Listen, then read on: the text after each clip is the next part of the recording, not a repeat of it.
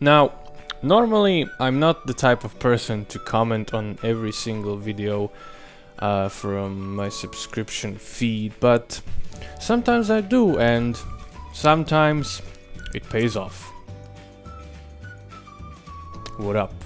It has been a while since we have a recap of Project Phoenix by Necrova Studios. Last time it was supposed to be an April recap, but instead we got a very early build of the game, well, the main city. And unfortunately we didn't have a proper recap, but we have this one now, April and May. Ignore the squeaky noises of my chair, thank you very much. First off, Luna hits us with some, well, relatively bad news, because he has been very busy in university, having, you know, university life, a lot of freaking projects, homeworks, and I can't even like imagine what stuff, because I never attended university in my life. But he hits us with some feels in the chat that he didn't have time to focus on the project much. Some of their interns finished their internship, which apparently was 3 months. I don't know how long it usually lasts, but Luna has more paperwork even to figure out, and that leads us to today. So the April Fool's joke build of gameplay game we had in April was planned to have multiplayer as well, but as he stated, that as the deadline approached and a lot of things broke, he made the decision to rather disable the multiplayer, because I mean that was probably the best thing to do. The purpose of the April Fool's joke gameplay build was not just to, you know, screw around and stuff. It was actually to test out the Discord as a functioning platform to distribute game updates, believe it or not.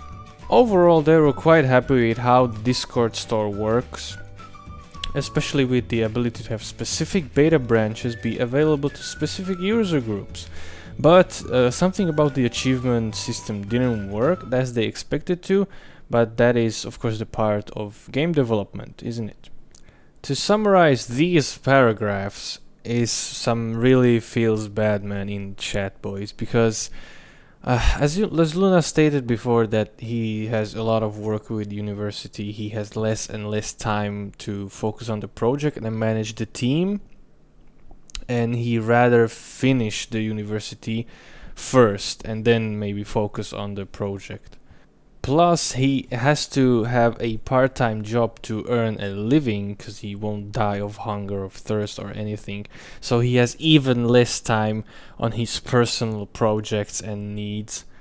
And that is part because he refuses to use the Patreon money on himself, which I like I said, it is some really FeelsBadMan in the chat, because it's a really big sacrifice on his part, in my opinion.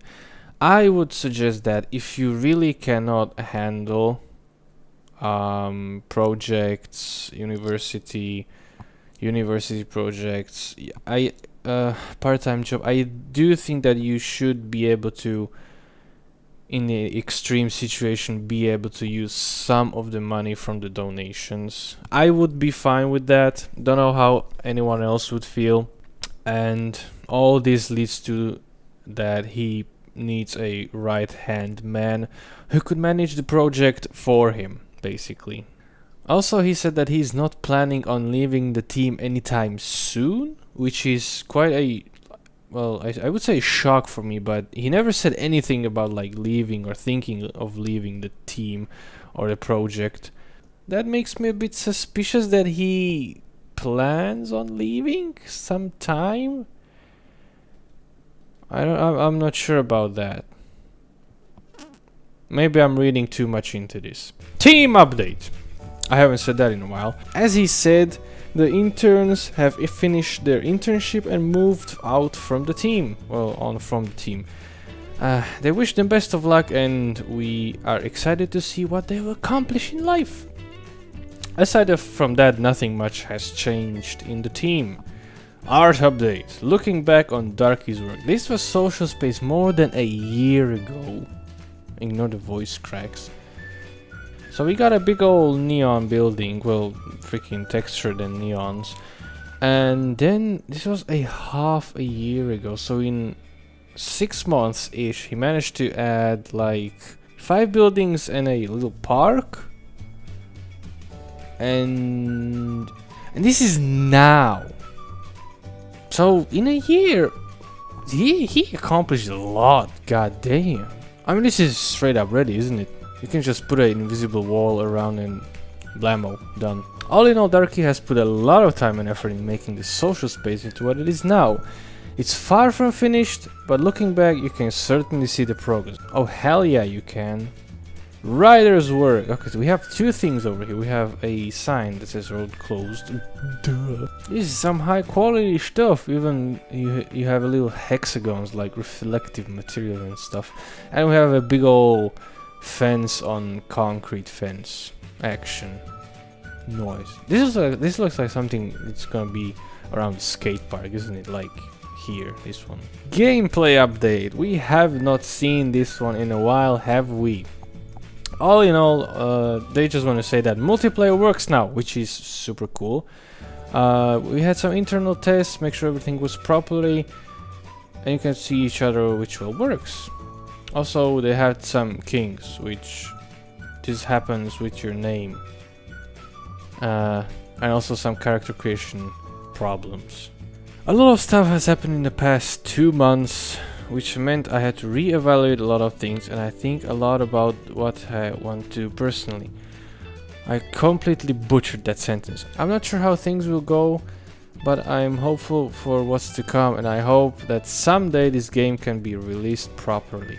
Speaking of the game being released properly, face reveal at game release? If this game ever gets finished, I'll dye my hair pink, have it cut into a mohawk, and get on stage to announce the release. I got your back, Luna, don't you worry about that, brother. As for the future, Ryder and Luna will be attending Gamescom, so feel free to find them and force them to buy you a big ol' pint. Aight? Sounds about right, doesn't it? So yeah, that is for April and May recap. We had some good things, we had some FeelsBadMan, but all in all, I think this was kind of a good one. Not much has happened, but progress is still progress. So yeah, was it good? Was it not? Are you excited? Are you not? I don't know what the f else to say, so I will see you next time. Hopefully. If we get another recap, which I hope we will. And also that summer demo. Or beta or something. Yeah.